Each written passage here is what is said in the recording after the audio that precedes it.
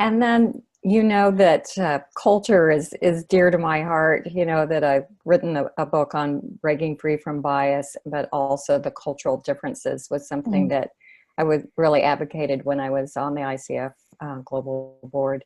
And so just curious about what's any updates on the impact of culture on competencies. I mean, there was some talk at one point about integrating cultural and coaching competencies, and just curious about how assessors are being trained around that, and how that impacts the assessment process on the performance assessments.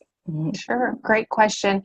Yeah. And for ICF as a global organization, the topic of culture is really important to us as well. So it's a great question. I appreciate that so much.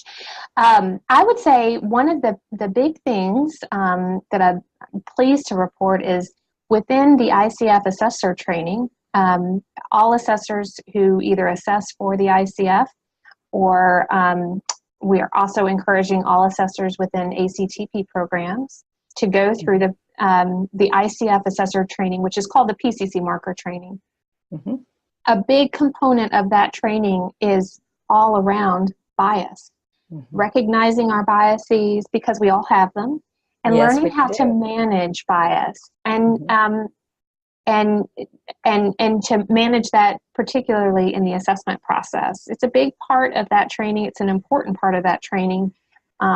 And it's an exciting and rich conversation when we get to that unit or section of the training.